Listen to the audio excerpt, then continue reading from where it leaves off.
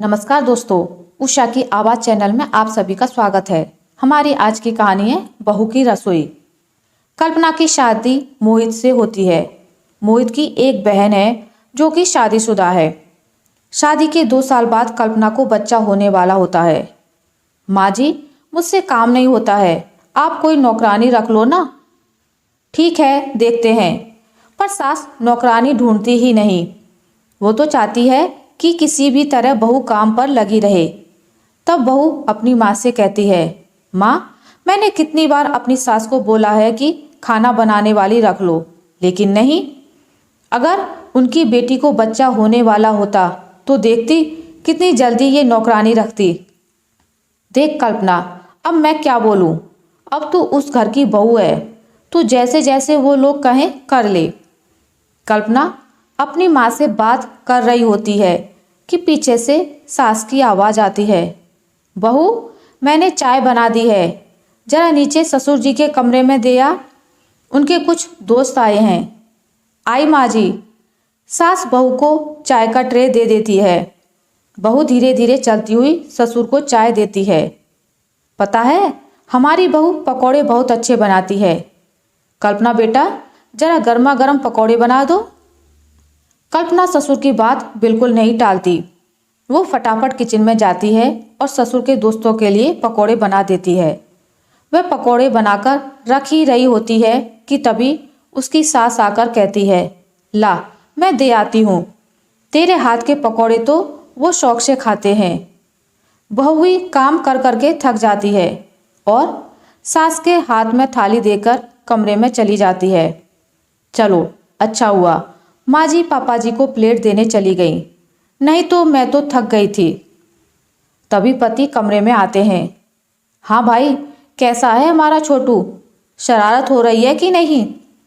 कल्पना को पति का प्यार और बच्चे के लिए स्नेह अच्छा लगता है कि तभी बच्चा पेट में लात मारता है। हाँ हाँ, पता चल गया, पापा आ गए हैं, मैं खाना लगा देती हूँ। नहीं नहीं, वो माँ बता रही थी कि आज शाम को पकौड़े बनाकर तुम थकी हो तो माँ ही खाना लगा देगी, तुम्हारा खाना भी कमरे में ही दे देगी। यह सुनकर कल्पना खुश हो जाती है, लेकिन सास खाना बनाने वाली नहीं रख रही है, इसलिए वो सोचती है कि आज पति से सास की शिकायत करेगी। तभी सास आती है। अरे, वो कल ना गुड़िया आ रही है। बहू, तेरी ननद साल में एक बार ही आती है। वैसे तू इस हालत में है, मैं तो मना कर रही थी, लेकिन उसकी बेटी की परीक्षा खत्म हुई तो। अरे माँ, ये बहन का भी घर है, आप ये कैसी बात कर रही हैं। कल्पना प्रेग्नेंट ही है, कोई बीमार नहीं है। चलो, घर में रौनक लगी रहेगी। बीवी को पति की बात पर गुस्सा आ जाता है। एक और तो बच्चा होने वाला है, ऊपर से आने जाने वालों की कमी नहीं है। फिर एक दिन बहू की सहेली उससे मिलने आती है। अरे मीना, कैसे आना हुआ, और ये क्या, माँ बनने वाली है ना। और क्या, तुझे नहीं पता। मुझे आज घूमने का मन था तो पति छोड़ गए, बस तेरे दरवाजे पर ही उतार कर गए हैं। बोल रहे थे ज़्यादा चलना नहीं, तू सोफे पर बिठा दे मुझे। कल्पना देखती है कि उसकी सहेली भी माँ बनने वाली है, लेकिन उसका पति उसकी कितनी केयर कर रहा है। तभी सास आ जाती है। अरे मीना बेटा, बधाई हो, माँ बनने वाली हो। जी आंटी, वो क्या है ना, मेरी सास ने मना किया है तो इस हालत में मैं आपके पैर नहीं छू पाऊंगी। अरे कोई बात नहीं, मेरा आशीर्वाद तुम्हारे साथ है, तुम झुको मत। अच्छा बहू, सहेली आई है तो जरा रसोई से कुछ खाने को ले आ। मीना कल्पना की ओर देखती है। रसोई में? तू अभी भी रसोई में जाती है क्या? अभी भी मतलब क्या हो गया? अब रसोई इसकी है, रसोई में तो जाएगी ना।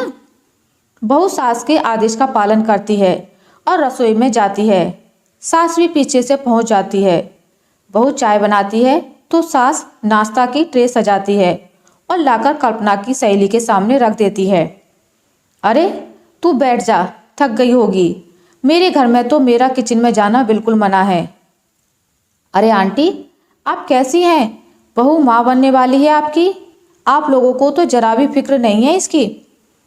अरे तू चिंता ना कर, वो तेरी सहेली है तो हमारी बहू भी है। वैसे ये बता कैसे आना हुआ? वो क्या है ना, मैं तो सिर्फ ये देखने आई थी कि तेरे घर वाले तुझ पर ज्यादती तो नहीं कर रहे। ले, तेरे घर वाले तो तुझसे अभी भी काम करवा रहे हैं। कल्पना को सहेली की बात सही लगती है। देख, मैं तुझे भड़का नहीं रही हूँ, लेकिन आंटी, जो औरतें माँ बनने वाली होती हैं ना, उनका शरीर वैसा नहीं रह जाता जैसे पहले होता है। बहू है आपकी, बेटी नहीं है, तो क्या इसका ख्याल नहीं रखेंगी आप? अरे, मेरी सास को देखिए कैसे बिठाकर खिलाती है। मजाल है मेरी की जमीन पर पैर रख लूं। तभी दरवाजे के पास एक कार आकर रुकती है। लगता है ये आ गए। अच्छा, चलती हूँ। अरे, अंदर तो बुला ले, चाय पीकर चले जाएंगे। नहीं नहीं, रहने दीजिए आंटी जी। सहेली गुस्से में चली जाती है। सास पर सहेली की बात का कोई भी फर्क नहीं पड़ता। कल्पना बेचारी कमरे में चली जाती है और माँ को फोन करती है। माँ, वो मेरी सहेली है ना मीना, वो माँ बनने वाली है। आज वो आई थी। पता है, मेरी सास को तो अच्छी सी बातें सुना गई। सास को तेरी सहेली बातें सुना गई? लेकिन क्यों, क्या हो गया? माँ, मेरी सास मुझसे काम करवाती है, लेकिन मेरी सहेली की सास तो बिल्कुल काम नहीं करवाती। कह रही थी जमीन पर पैर भी नहीं रखने देती। अरे, तो ये कोई अच्छी बात थोड़े ही ना है। पता है, जब मैं माँ बनने वाली थी ना, तो कितना सारा काम करती थी। अरे, तू नहीं समझती, वो सही कर रही हैं। कल्पना को गुस्सा आ जाता है। तुम रहने दो माँ, तुम तो हो ही मेरी दुश्मन। तब का जमाना कुछ और था। अब बच्चा पैदा कर पाना पता है कितना मुश्किल काम है। सारा दिन किचन का काम करने में कितनी परेशानी होती है। हाँ, ये तो है। पहले प्रेग्नेंट औरतों की रसोई और आज की प्रेग्नेंट औरतों की रसोई में बहुत अंतर है। पहले मसालों को हाथ से पीसना पड़ता था, अब तो बस मिक्सी का बटन दबाना है।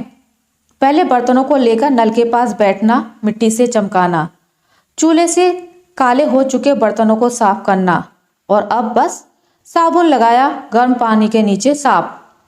पहले स्टोव चलाना और अब तो बटन दबाना या गैस चलाना। बेटा, तू तो रहने ही दे। अच्छा, फोन रख रही हूँ, घर के कुछ काम हैं अभी। कल्पना को माँ की बात समझ में नहीं आती।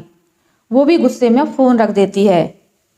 ऐसे ही दिन बीत रहे थे कि एक दिन, बहू, ओ बहू।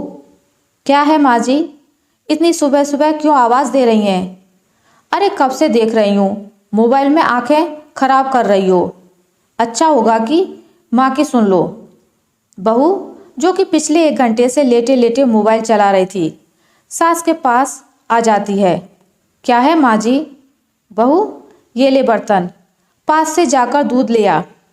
माँ जी, क्या हो गया है आपको? कैसी बात कर रही हैं? हाँ, और ये ले, ये तेरे लिए मंगाया है, इसे पहनकर जाया कर, है ना? आज से दूध तू ही लेकर आएगी, समझी? बहू के लिए सास का ऑर्डर सर आंखों पर था। क्या बोलती, जूता कसकर निकल जाती है। रास्ते में पड़ोसन उससे पूछती है, बहू, कब बनने वाली है तू माँ? बस आंटी जी, 1 महीने की बात है। बहुत अच्छा। बहू, भगवान तुझे और बच्चे को स्वस्थ रखे। क्या स्वस्थ रखे? सास ने तो नाक में दम करके रखा है। लोग बहू को बिठाकर खिलाते हैं। यहाँ तो चाय भी पीनी है तो बहू दूध लाएगी।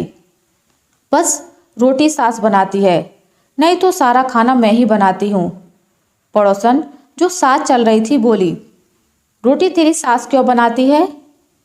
वो बनाते वक्त मुझे उल्टी आती है ना, इसलिए। रोटी की महक बर्दाश्त नहीं होती मुझसे। खैर, बहू अब दूध लेने जाती, रसोई में काम करती, ससुर को चाय देने दिन में 1 बार सीढ़ी से ऊपर नीचे करती। और फिर वो दिन भी आता है जब बहू एक प्यारी सी बेटी को जन्म देती है। भगवान का लाख लाख शुक्र है कि बहू को नॉर्मल डिलीवरी हो गई। हाँ, क्योंकि आपने बेटी का पूरा ध्यान रखा। ये अगर शरीर नहीं चलाती तो आज इसकी सहेली मीना की तरह परेशान होती। माँ, क्या हुआ मीना को? बेटी हुई है प्यारी सी, लेकिन बच्चा होने के 4 दिन बाद भी घर नहीं आ पाई। क्यों माँ? मुझे तो अगले दिन डॉक्टर ने घर भेज दिया था। हाँ, क्योंकि बेटा तू चलती फिरती रही, काम करती रही, उसने शरीर को हिलाया ही नहीं। बेटा तुझे लगता होगा रसोई से मैंने तुझे छुट्टी नहीं दी, ऊपर से दूध लेने भी भेज देती थी, लेकिन बेटा शरीर चलाना तो अच्छा रहा। खैर मेरी पोती का ख्याल तो मैं ही रखूंगी, तू आराम कर बेटा। आशा करती हूँ आपको मेरी आज की कहानी अच्छी लगी होगी। अगर आपको मेरी ये कहानी अच्छी लगी है तो इसे लाइक करें, ज़्यादा से ज़्यादा शेयर करें, और अगर आप मेरे चैनल पर नए हैं तो इसे सब्सक्राइब करना ना भूलें। मिलते हैं एक नई कहानी के साथ, तब तक के लिए नमस्कार।